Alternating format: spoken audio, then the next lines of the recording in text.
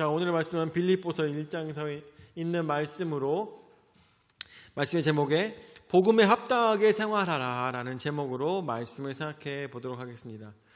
복음에 합당하게 살아가는 것, 그것은 무엇일까? 이 당시에 빌립보에 있었던 사람들은 로마 사람들로서 세상에 두려울 것이 없는 사람들이었습니다.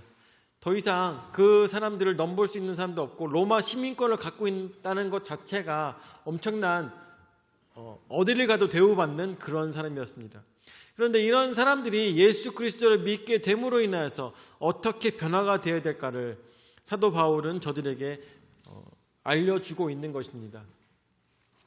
우리도 이 세상 살아가며 많은 것들로 우리의 생각과 또한 마음, 또한 결정하고자 하는 모든 것들을 고민할 때가 너무나도 많습니다. 어떻게 고민할까요? 내가 어떻게 살아가는 것이 변화된 크리스찬으로서 살아가는 것일까? 내가 어떠한 마음가짐을 갖는 것이 크리스찬의 모습일까? 이것에 대해서 우리가 고민할 때가 많을 것입니다. 그래서 우리가 가는 곳과 또한 들리는 것과 내가 보는 것과 먹는 것과 입는 것과 이 모든 것들을 조심을 하게 되는 것이죠. 왜 조심해야 될까요? 나로 인하여서 하나님께서 가르치시는 것들이 어떠한 것인가에 대해서 내 주변에 있는 많은 사람들이 보고 있다는 것입니다. 진정 우리가 길에서 예수 믿으세요 하고 있는 사람들이 이제는, 여러분들이 예전에도 말씀드렸다시피 이제는 더 이상 광야에 외치는 소리가 될 수가 없습니다. 이제는 노방전도하는 사람들이, 노방전도로 인하여서 복음을 듣고 싶어하는 사람들이 없는 이런 세상이 되어버렸어요. 그래서 저는 고민해봤어요. 왜 그 당시에는 그것이 광야에 외치는 소리, 그러니까 침례 요한이 했던 광야에 외치는 소리가 되는데 왜 지금은 이 광야에 외치는 소리가 안 되는 것일까에 대해서 고민을 해봤어요.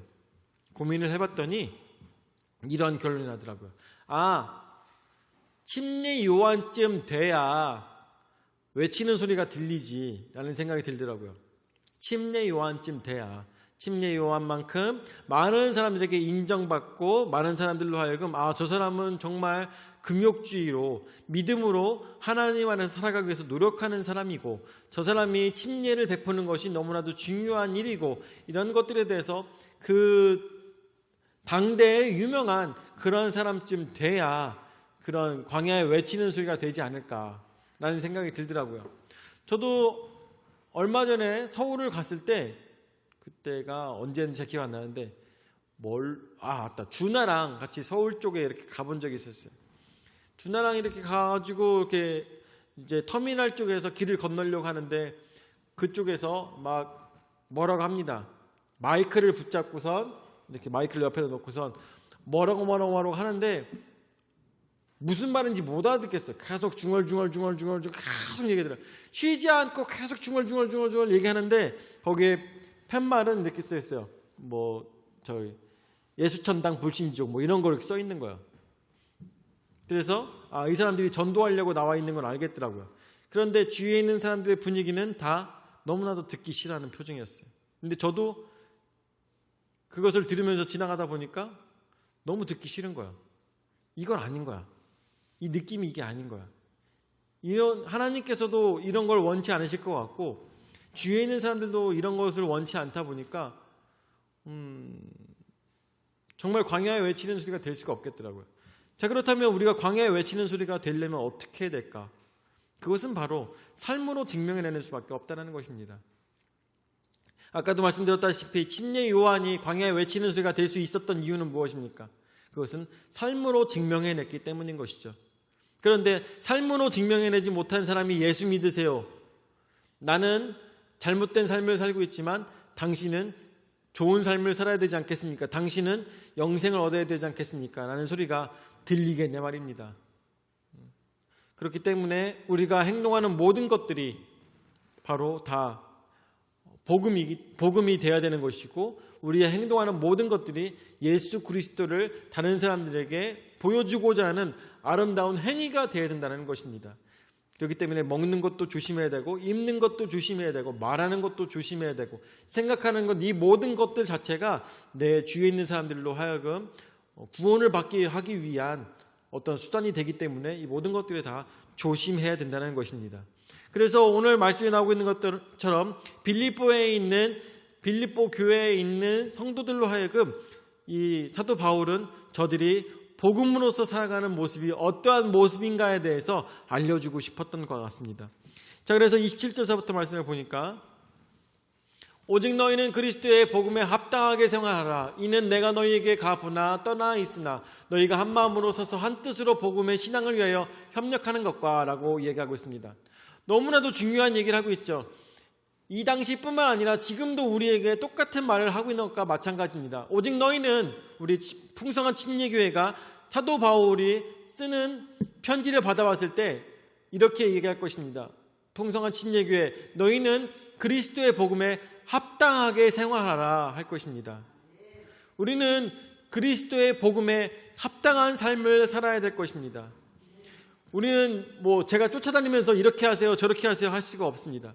다만 다 자기 자신이 알고 있죠. 내가 어떻게 생활하고 있고, 내가 어떠한 모습을 갖고 있고, 내가 지금 무슨 생각하고 있는지 다 자신이 알고 있습니다. 왜냐하면 하나님께서는 우리에게 다 양심을 주셨기 때문이에요. 그렇기 때문에 복음에 합당하게 지금 행하는 행동이 합당한지 합당하지 않은지 우리가 이미 너무나도 잘 알고 있다는 말입니다. 그런데 어떻게 생각합니까? 잠깐만, 요것만, 오늘만 이란 생각을 하기 때문에 우리가 이런 복음에 합당한 생활을 하지 못한다는 것입니다. 그래서 사도 바울은 얘기합니다. 내가 너희에게 가보나 떠나 있으나 너희가 한 마음으로 서서 한 뜻으로 복음의 신앙을 위하여 협력하는 것과, 그렇기 때문에 사도 바울은 얘기합니다. 사도 바울이 있던 없던 너희는 한 마음으로 복음과 신앙을 위해서 협력하라고 얘기합니다. 협력하라. 어떻게 협력해야 되겠습니까? 잘못된 사람이 있으면 일으켜 세워주고, 또한 슬퍼하는 사람이 있으면 위로해주고, 이러한 것으로 협력해 줘야 될 것이죠. 28절 말씀에 무슨 일이든지 대적하는 자들 때문에 두려워하지 아니하는 이 일을 듣고자 함이라. 대적하는 자들이 있습니다. 우리의 신앙생활에 대적하는 자들이 있습니다. 그들을 두려워할 필요가 없습니다. 그들과 맞서 싸울 필요가 없습니다. 다만 어떻게 해야 되겠습니까? 복음에 합당한 삶을 살아가는 것이 가장 중요하다는 것입니다. 그 복음에 합당한 삶이 무엇일까? 29절 말씀에 그리스도를 위하여 너에게 은혜를 주신 것은 다만 그를 믿을 뿐 아니라 또한 그를 위하여 고난도 받게 하려 하십니다. 우리가 믿음으로 살아감에 있어서 당연히 고난도 받게 되어 있습니다. 그렇지만 이 후에 받게 될 은혜에 비하면 우리가 받는 고난은 아무것도 아니라는 것이죠. 다만 그 고난이 나의 욕심과 나의 고집 때문에 생기는 것인지, 아니면 진짜 믿음 지키면서 생기는 고난인지, 그거는 영분별을 진짜 잘해야 돼요. 그건 진짜 정말 잘해야 돼요. 내 고집 때문에 생기는 건지, 아니면 정말 믿음 지키면서 살아가기 위해서 생기는 고난인지 잘 봐야 되는데, 하면서 30절 말씀에 너희에게도 그와 같은 싸움이 있으니 너희가 내 안에서 본 바요. 이제도 내 안에서 듣는 바니라 라고 했습니다.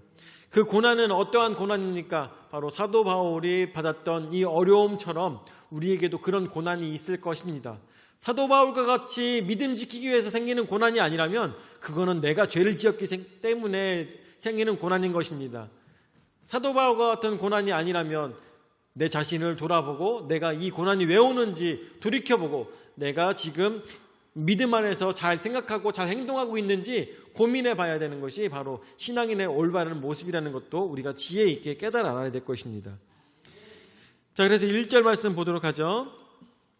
자, 그러면 크리스찬들은 어떻게 살아야 되겠느냐? 크리스찬들은 그러므로 그리스도 안에 무슨 권면이나 사랑의 무슨 위로나 성령의 무슨 교제나 긍휼이나 자비가 있거든 이라고 얘기하고 있습니다. 그리스도 안에서 무슨 권면이라고 합니다. 여러분들 교회 안에서 권면할 때 정말 잘해야 돼요. 어떻게? 그리스도 안에서 해야 됩니다. 어떤 사람들은 얘기하죠. 나는 돌려 말할 줄 몰라서 이렇게 얘기하는데 라는 얘기를 할 때가 있습니다. 근데 기왕이면 돌려 얘기하는 게 좋아요. 다른 사람에게 상처를 주지 않기 위해서 정말 돌려 얘기했는데도 못 알아들으면 그때는 직설적으로 얘기할 수가 있겠죠. 다른 사람에게 상처 주지 않는 권면은 너무나도 좋을 것입니다. 그렇지만 권면을 들었을 때도 그것을 깨달아 알아는 것도 굉장히 중요하겠죠. 그렇지만 권면하기 전에 먼저 그 사람을 위해서 기도하고 그 사람 위해서 눈물을 흘려 기도하고 그리고 난 다음에 권면하는 것은 너무나도 중요하겠습니다. 그리고 사랑의 무슨 위로를 한다 할지라도 분위기 때문에 하는 위로가 아니라 사랑하기 때문에 하는 위로가 되어야 될 것이죠. 성령의 무슨 교제나 교회 안에서 하는 교제라고 다 좋은 거 아니죠. 교회에서 별일 다 일어납니다. 그렇기 때문에 성령의 무슨 교제나 성령 안에서 하나님 안에서 일어나는 교제가 되어야 될 것이고 긍휼이나 자비가 있거든. 사랑하며 자비가 있는 마음이 있을 때 마음을 같이하여 같은 사랑을 가지고 뜻을 합하여 한 마음을 품어라고 이야기하고 있습니다. 한 마음을 품어서 사랑하는 마음으로 서로 위로하며 서로 높여주며 뭐라고 합니까? 3절 말씀에 나보다 낮게 여기라고 했습니다. 겸손하여서 나보다 낮게. 우리는 어떻게 생각합니까? 아유, 저 사람 나보다 기도도 안 하는 사람이, 아유, 저 사람이 나보다 성경도 안 읽는 사람이, 아유, 저 사람 나보다 찬송도 못하는 사람이, 여러 가지 생각할 수가 있습니다. 그런데 그런 허영심이나 이런 모든 것들을 다 내려놓고 어떻게 겸손한 마음으로 자기보다 남을 낮게 여기라고 했습니다. 더 좋게, 저 사람이 더 잘하는 것이 많으니까 그것을 깨달아 알아야 되는 것이죠. 나보다 잘하는 것이 더 많고 나보다 가진 달란트가 얼마나 많습니까? 그런 것들을 깨달아 알아야지. 나 자신만, 나 높은 것만 생각하며 살아가면은 그런 건 다툼이나 허영밖에 교회에서 일어나지 않는다는 것이죠. 특히나 이 로마인들에게는 얼마나 허영과 이런 남을 업신여기는 것이 얼마나 많았겠습니까? 이런 것들을 다 주워 담고 오로지 사랑과 자비와 양선으로 사람들에게 서로 대하라는 것이 바로 사도 바울이 현대 교회에 원하는 모습일 것입니다. 4절 말씀에 각각 자기 일을 돌볼 뿐더러 또한 각각 다른 사람들의 일을 돌보아 나의 기쁨을 충만하게 하라라고 이야기하고 있습니다. 자, 남의 일을 돌보기 전에 어떻게 합니까? 나부터 보라고 하죠. 나부터. 이게 무슨 얘기예요?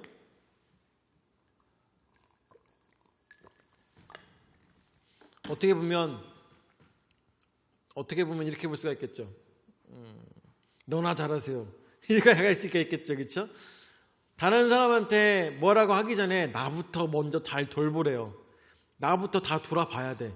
나는 잘못하는 거 없는지, 나는 믿음 안에서 잘하고 있는지, 이런 것들을 먼저 돌아봐야 될 것입니다. 다른 사람에게 충고를 하기 전에 나부터 잘하고 있는지 돌아봐야 됩니다. 나부터 신앙생활을 잘하고 있는지, 그러고 난 다음에 충고하기 전에 먼저 기도하고 다른 사람들을 더 낮게 여기고, 그러므로 인하여서 어떻게 바울의 기쁨을 충만하게 하라. 여러분들, 바울의 기쁨을 충만하면 바울이 기뻐하는 것만큼 하나님께서도 기뻐하실 것입니다. 예수님께서도 우리로 하여금 기뻐하실 것입니다. 교회가 어떤 곳이라고 했습니까? 교회는 죄를 지은 사람들의 모임이라고 했습니다. 내가 죄인인 것을 깨달아 아는 사람들의 모임이라고 했습니다. 이 사람들이 모여서 죄 질 것만 고민한다면 하나님께서도 그 교회를 원치 않으시고 그 교회를 없애버리실 것입니다. 그렇지만 그곳에서 서로가 위로하며 서로가 용서해주며 서로가 높여주며 그것을 통하여서 진정 죄를 지었던 사람들이 변화가 된다면 하나님께서는 그 교회를 높이 쓰실 것입니다. 풍성한 침례교회 하나님께서 어떻게 쓰시기를 원하십니까? 여기서 오랜 시간 신앙생활 하시면서 이 교회에서 여러분들은 무엇을 보셨습니까? 또한 이곳에서 다른 곳으로 이사간 사람들, 그 사람들이 이 교회를 생각하면서 무엇을 기억하며 무엇을 추억해야 되겠습니까? 사랑만 기억하고 사랑만 남아야 될 것입니다. 이곳에서 신앙생활하는 여러분들 모두가 다 주님 안에서 사랑으로 하나가 되어서 믿음으로 살아가는 것이 어떠한 모습인지 많은 교회들에게 이 시대의 경종과 울림이 되는 그런 풍성한 침례교회 모든 성도들 되시기를 예수 이름으로 축원을 드립니다. 아멘. 사랑의 주님 은혜와 감사드립니다. 오늘도 저희에게 귀한 은혜 말씀 허락하여 주셔서 사도 바울을 통하여서 빌립보 교회에 보내는 편지를 통하여서 성도가 살아가야 되는 방향과 또한 어떠한 모습으로 살아가야 되는지 생각해 볼 수 있도록 인도하여 주심을 감사드립니다. 우리로 하여금 진정 복음에 합당한 삶을 살고 있는지 돌아볼 수 있도록 인도하여 주시옵소서. 예수 그리스도의 십자가를 붙들고 울고 있는 사람의 합당한 모습이 우리에게 있는지 찾아볼 수 있도록 인도하여 주시옵고, 진정 그 속에서 주시는 지혜와 겸손함과 사랑을 가지고 예수 그리스도의 그 십자가를 나눌 수 있는 우리의 신앙의 올바른 모습 될 수 있도록 역사하여 주시옵소서. 이제는 자기 몸부려 죽기까지 우리 죄를 담당하신 구주 예수 그리스도의 은혜와 자기 외아들 주기까지 우리를 사랑하신 아버지 하나님의 무한하신 사랑과 성령 하나님의 감화 감동 역사 교제의 위로 내주하신 은혜가 믿음으로 신앙으로 사랑으로 하나 되고자 하는 모든 성도들 머리 위에 영원히 함께 하실지어다. 아멘.